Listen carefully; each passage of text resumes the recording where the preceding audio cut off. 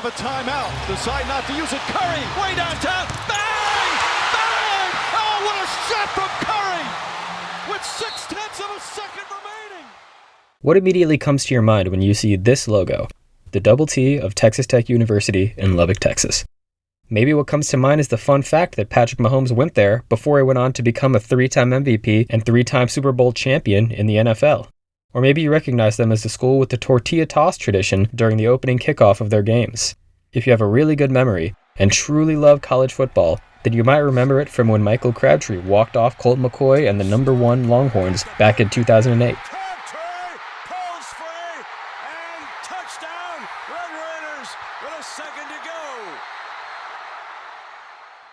But odds are, unless you or a loved one is a direct alumnus, you probably don't think of anything at all.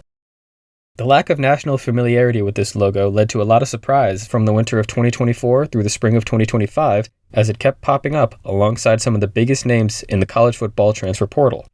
It has continued to make appearances among 4- and 5-star recruits time and time again, as recruits for the class of 2026 and 2027 make their commitments. This September, that logo popped up ranked inside the top 15 of the AP poll for the first time since 2013 in the aftermath of the Texas Tech Red Raiders' red-hot 4-0 start. Currently, it's a program sporting both the top 5 offense and a top 15 defense nationally in yards per game that has as good a shot as any to qualify for the 2025 college football playoff.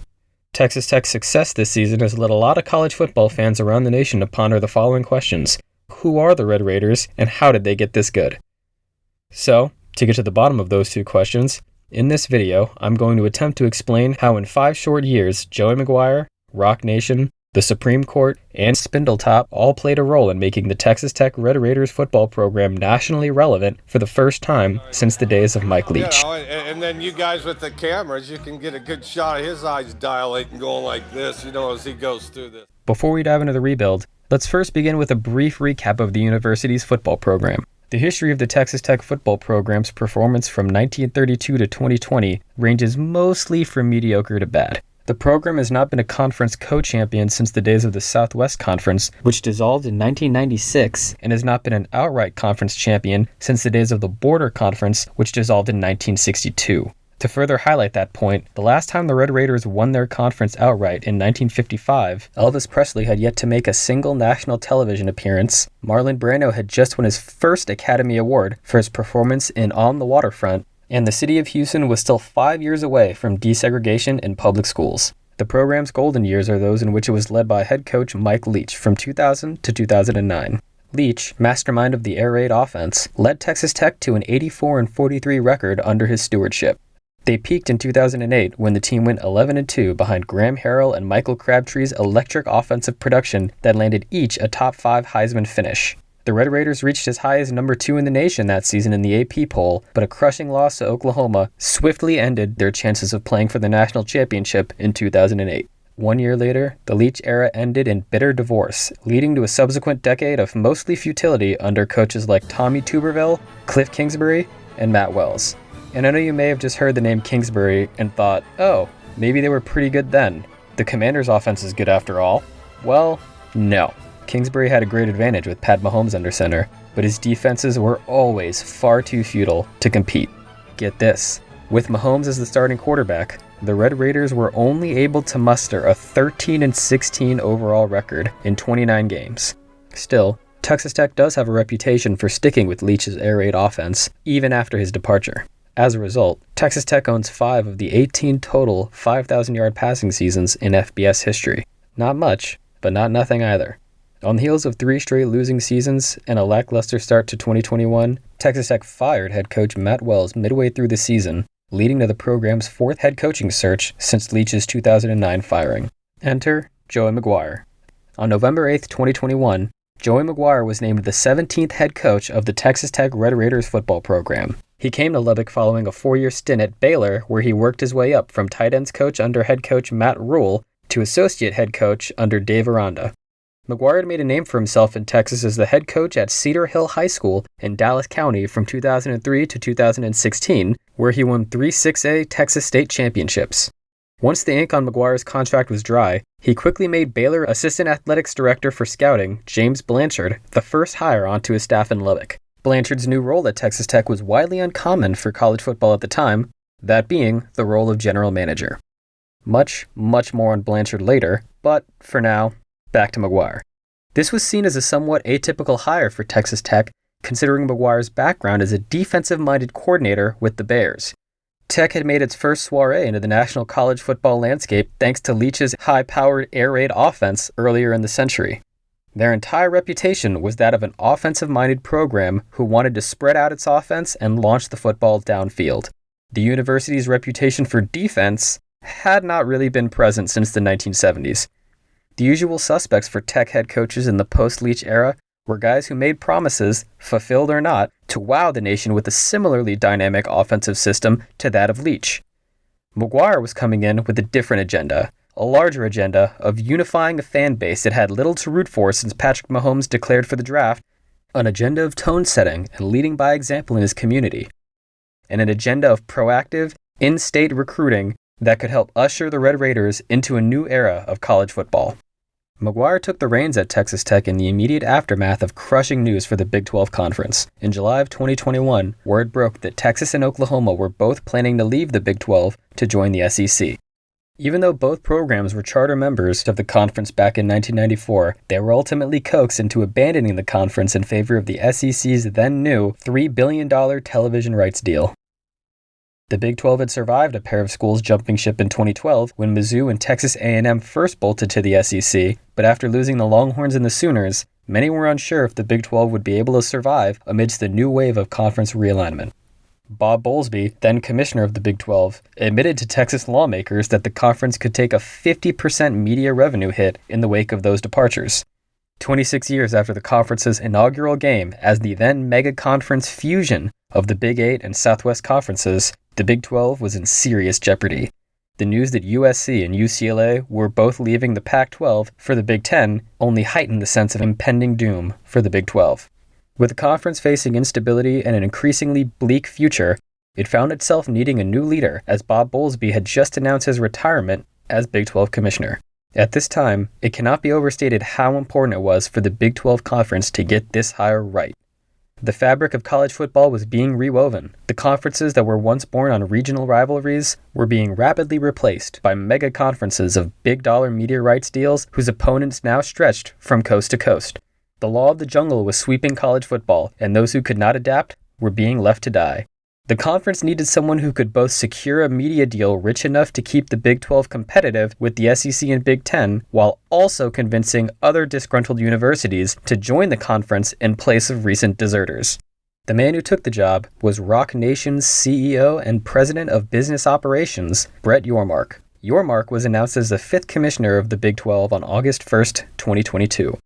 His past included a 15-year stint as CEO of the NBA's Brooklyn Nets, where he was instrumental in overseeing the franchise's 2012 move from the Prudential Center in Newark to the Barclays Center in Brooklyn. With Rock Nation, Yormark had helped negotiate the multi-year partnership between Jay-Z's label and the NFL to become the league's live entertainment strategist overseeing the Super Bowl halftime specials. Turn this TV off, turn this... Within months of Yormark taking over as commissioner, the Big 12 announced a 6-year, $2.28 billion television rights deal with ESPN and Fox. With that deal in place, the conference quickly added Colorado from the fast-fading Pac-12, and with them came future Heisman winner Travis Hunter and the 4 million viewers per game that the Buffaloes drew from 2023 to 2024 when he and Shadur Sanders were lighting up scoreboards on Saturdays and talking head segments on Mondays. With the tides of college football rapidly shifting around them in the fall of 2022, Texas Tech kicked off the first game of the Joey McGuire era on September 3rd, 2022, against Murray State. After a 63-10 home victory over the Racers, Tech upset number 25 Houston the very next week in an overtime thriller to improve to 2-0. Their conference schedule kicked off September 24th, 2022 at the Jones Stadium in Lubbock against public enemy number 1, the Texas Longhorns. Knowing that Texas was likely to bolt for the SEC as soon as the summer of 2023, the game was unofficially set to be the Longhorns' last trip to Lubbock as members of the Big 12 Conference. With emotions riding high, there was little optimism going into the game that Texas Tech, playing with a backup quarterback, could knock off number 22 Texas. After all, they hadn't beaten the Longhorns at home since Crabtree's miracle back in 2008. But, against all odds, Rallying from a 24-14 halftime deficit, the Red Raiders shocked the college football world when they were able to strip All-American Bijan Robinson in the clutch and go on to kick a walk-off, game-winning field goal on the final possession of overtime. Final score, 37-34, Texas Tech. With that win, a tone was set within Joey McGuire's upstart program. Texas Tech would go on to finish McGuire's rookie season with an 8-5 record. That included an equally satisfying and thrilling 51-48 win over conference-deserting Oklahoma late in the season in the Sooners' last trip to the 806 as members of the Big 12. The season was capped off with a 42-25 win over future first-round pick Jackson Dart's Ole Miss Runnin' Rebels in the Texas Bowl, an inconsequential bowl game nationally, but a productive, culture-setting win locally to cap off the program's first 8-win season since 2013. I know right now, the country's going to find out. Everything runs through Lubbock. Everything runs through Lubbock. The summer following Maguire's first season at the helm, it was made clear once and for all that the Big 12 had made the right commissioner hire. On August 4, 2023, word broke that Oregon and Washington were leaving the Pac-12 for the Big 10. Hours after that sport-shaking development, Arizona State and Utah announced that they were also packing their bags, but they were headed for Yormark's Big 12. In the span of 24 hours, the future was set. The Pac-12 was dead, and the Big 12 had survived. Punchline is the conference may have still been perceived nationally, they had successfully maneuvered impending extinction. With the conference alive, its remaining programs like TCU, Baylor, Kansas State, Iowa State, and Texas Tech were now comfortably able to stay alive in recruitment battles that they otherwise might not have been able to endure. While the conference still lacked then and now the SEC and Big Ten's depth, they have nonetheless been able to keep drawing eyeballs and fund the type of programs that attract five-star talent. The 2023 season started on a much more sour note than Maguire's rookie campaign. The Red Raiders sputtered out of the gate, losing 3 of their first 4 games, including back-to-back crushing losses on the road at Wyoming and at home versus Bo Nix's number 13 Oregon Ducks. However, amidst the team's on-field struggles, the program was able to land one major win off the field during this stretch. On September 11, 2023, 5-star wide receiver recruit Micah Hudson announced his verbal commitment to join Texas Tech. The Red Raiders had won out after being mired in a recruiting battle all summer with Texas for Hudson's services. A battle that for a while seemed like it would end the same as the two schools' competition for quarterback Quinn Ewers 2 years prior. By getting Hudson, the program legitimized its recruiting efforts in the new era of name, image, and likeness rights, or NIL, and conference realignment. Texas Tech had made their first leap into the NIL world 3 months after Maguire's hire in February of 2022, when the university announced the creation of the Matador Club, an NIL nonprofit collective for tech athletics that would aim to sponsor Texas Tech football, basketball, and baseball athletes. Backed by Texas Tech alumni, boosters, and former athletes, this coalition now gave university supporters across the globe the ability to contribute directly to Tech athletics via their website. Such contributions became possible on June 21, 2021, when the Supreme Court unanimously ruled that the NCAA could not bar relatively modest payments to student athletes. This decision marked the beginning of the end for the NCAA's core principle that students should and would play sports as amateurs. After decades of schools benefiting financially from their athletes in the form of merchandise sales, sponsorships, and big money TV contracts, student athletes were suddenly able to legally seek financial compensation for their name, image, and likeness rights on and off the field from their alma maters without facing consequences from the NCAA. It would still be another couple of years until the floodgates truly opened in this category, but it first became apparent in the summer of 2021 that the landscape of college sports was rapidly about to change. The Micah Hudson commit was the first major win for Texas Tech and the Matador Club in this new NIL world, and it sent an important message to the rest of the Big 12 Conference. Joey McGuire's Texas Tech would be able to recruit with the best of them. The Red Raiders finished the 2023 season strong, winning 4 of their last 5 contests, including a win over Cal in the Independence Bowl.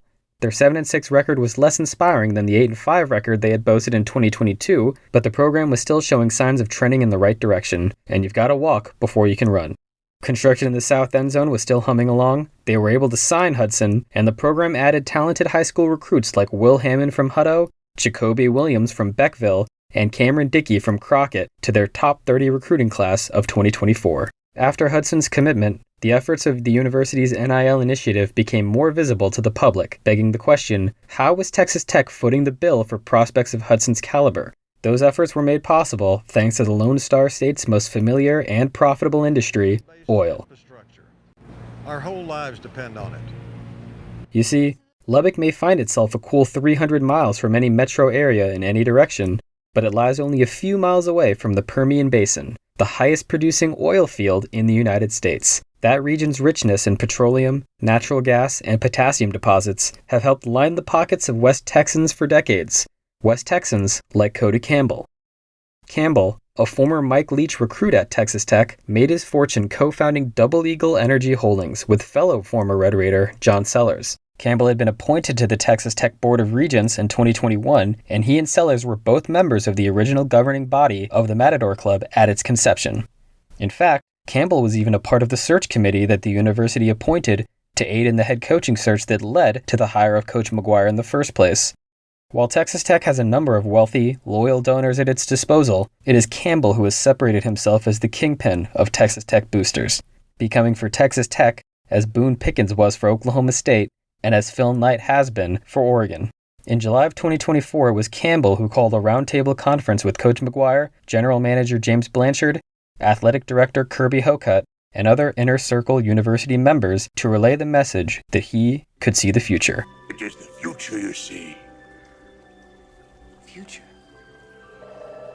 Campbell recognized that with the Supreme Court's ruling in NCAA versus Alston in the review mirror and a decision on House versus NCAA imminent, the time for big-time spending on college football talent was now, before the NCAA had the chance to implement a salary cap. The clock was ticking on Texas Tech, and it was made clear that money would be no object in the search for talent. It was just analysis of the legal situation and the business situation, Campbell said in a 2025 article for CBS. That's what we do every day at work. Find opportunities to gain competitive advantages. I saw it as no different than a business deal. The goal set for Coach Maguire and GM James Blanchard was simple. Finish with an elite transfer class at season's end and put the program in position to compete for the Big 12 race as soon as 2025. The Red Raiders were preparing to go all in. Another important factor of the university's decision to go all in was the new 12-team playoff bracket in college football. Instead of the recent years of only the nation's top 4 teams getting an opportunity to compete for the national championship, half of the AP poll's top 25 programs would have an opportunity to qualify for the playoff. The fact that the first 12-team playoff featured a number 7 and number 8 seed in the national title game only widened the eyes of programs like Texas Tech looking to break into the realm of the sports elite. The 2024 season came with a sense of heightened expectations for the Tech football program. They had weathered the growing pains of 2023, their $200 million renovation project to upgrade the south end zone was now complete, and they would now be led from opening day on by redshirt junior quarterback Baron Morton, a former 4-star recruit who remains the highest-rated quarterback by 24/7 Sports to ever sign with the Texas Tech Red Raiders. But instead of flying out of the gate, the team got off to a 2-1 start in non-conference play and looked awfully inconsistent along the way, barely squeaking past Abilene Christian and losing on the road to Washington State. The team was able to change its fortunes in Week 4 when the team kicked off its conference schedule in the new Big 12 with a massive win over the eventual conference champion Arizona State Sun Devils.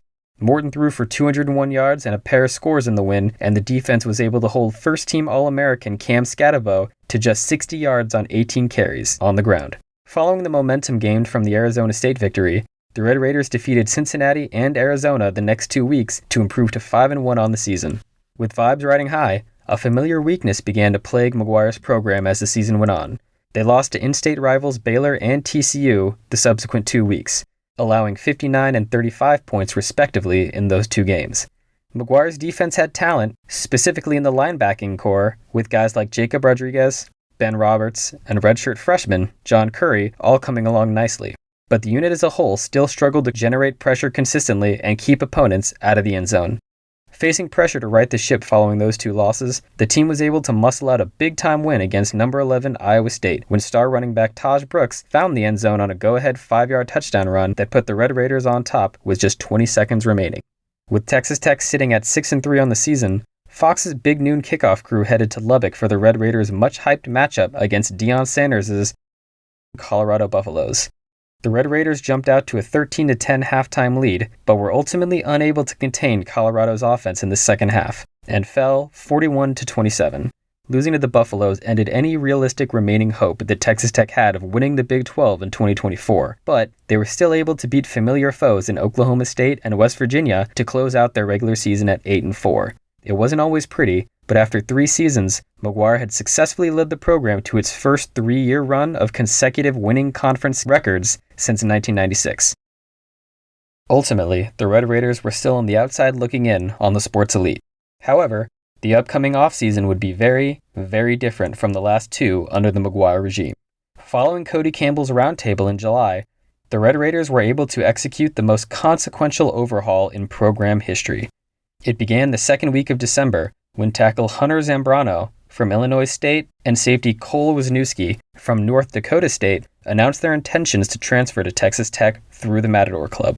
Next, receiver Reggie Virgil of Miami, Ohio, cornerback Bryce Pollock of Mississippi State, and defensive tackle Skylar Gill-Howard from Northern Illinois all announced their intentions to join the rising program in Lubbock. Before Christmas Day, the Red Raiders would go on to add defensive lineman Lee Hunter from recent Big 12 edition UCF and Romello Height from Georgia Tech. At this point, it was clear that something was going on with this Texas Tech program. The national sports media was aghast at the massive influx of talent making its way to a program with little track record of sustained success. Not even a loss in the Liberty Bowl could erase the vibes emanating from the Jones Stadium as the calendar flipped to 2025. The first big news to come out of Lubbock in the new year was that GM James Blanchard had turned down a lucrative offer from the Notre Dame Fighting Irish and agreed to stay at Texas Tech on a reported 3-year contract extension worth north of $1.5 million. The interest in the Red Raiders GM was certainly justified. The program signed back-to-back top 30 recruiting classes in both of Blanchard's first 2 years with the program, and his talent evaluation had been crucial in helping the program achieve success early in the Maguire era. He had long said that his goal was simply to build the most athletic team in the country. With players like Height, Virgil, and Pollock in the fold with his previous recruiting classes, his vision was starting to come to fruition. After agreeing to stay in the 806, Blanchard put the cherry on top of his transfer class on April 4th, 2025, when Texas Tech announced the signing of pass rusher David Bailey from Stanford, beating out both Texas and UCLA for the All-American services. Bailey was coming off a monster year at Stanford where he amassed a 90.9 overall defensive grade by Pro Football Focus as a junior. That grade was ranked 6th nationally among edge players and led all returners for the 2025 season. He graded out slightly behind Penn State's Stick City legend Abdul Carter in 2024, who went on to become the number 3 overall pick in the NFL draft. In just 4 months, Texas Tech had completely overhauled their defensive line into one of the best in the nation, with the front 4 now consisting of Bailey, Height, Hunter, and Gill-Howard, while also injecting talent into every other position group on the roster. When it was all said and done, Texas Tech had amassed the number 2 transfer class in the entire nation, behind only LSU. 21 total recruits made the move to Lubbock via the portal in the 2025 cycle, 13 of which came in as blue-chip recruits. The cost for those 21 players reportedly exceeded $12 million total, bringing the overall cost of the roster to north of $25 million total, exceeding the $20 million that Ohio State spent in 2024 to field the national champion Buckeyes. Cody Campbell's 2024 soothsaying became a reality on June 6, 2025, when House versus the NCAA was settled, marking the official dawn of a new era in college sports, where schools were now free to pay their athletes directly. With the ruling came the news that a salary cap indeed was to take effect at a number around $20.5 million per university in 2025-2026. The dreaded cap had arrived, but, as Campbell had hoped, that number would not factor into any recruits that had signed before July 1st, 2025, leaving Texas Tech's 2025 transfer class frozen in time, as perhaps the most expensive transfer class of all time. A few days after the case was settled, Texas Tech announced the official integration of the Matador Club with the longtime official philanthropic arm of Texas Tech athletics, the Red Raider Club. The integration of these two bodies solidified the university's commitment to adapting to the new landscape of college sports, with the intention of competing for national championships across all athletic departments. Following this development, Athletic Director Kirby Hocutt was quoted saying, "Over the past year, we have studied various impacts of the House settlement on our department and have been ready for this new era in college athletics. Texas Tech will continue to be a leader nationally in this era. Our donors and supporters will have the ability to impact our success like never before, but it will take all of us. Gifts to the Red Raider Club, both small and large, help provide opportunities to the best prospective student athletes and provide the necessary resources to build championship rosters like we are experiencing right now with many of our programs. Campbell announced in August of 2025 that the Matador Club had raised to date over $63 million in funding for Tech athletics, calling it a staggering sum of money, far beyond what I thought we could do. Per reports, roughly $35 million of that money was paid to athletes before the cap went into effect on July 1st. With the program operating in a synchronous harmony, from funding and resource allocation to the recruiting trail to coaching up the talent on the field, the Red Raiders started winning recruiting battles like never before. In July, 5-star tackle recruit Felix Ojo committed to Texas Tech, reportedly inking a fully guaranteed 3-year, $5.1 million deal to take his talents to West Texas. Ojo chose Tech over programs like Texas, Ohio State, and Michigan. In August, Texas Tech landed the number 2 overall prospect in the 2027 recruiting class in 5-star edge recruit LaDamian Guyton. A pass rusher from Georgia, Guyton accepted a $3.5 million deal to join Maguire's program over offers from Alabama, Florida, and Georgia. The program's success on the recruiting trail, both at the high school level and in the transfer portal, is indicative not just of the money going around, but also of the confidence level of college athletes that they can reach their fullest athletic potential with the university's top-tier facilities and coaching staff. While some universities have struggled to come to terms with the pay-for-play era of college football, Texas Tech has thrived. The team is currently rumored to be keying in on a number of other top recruits in the nation and will be in prime position to land more high-end talent as the team's on-field performance continues to inspire.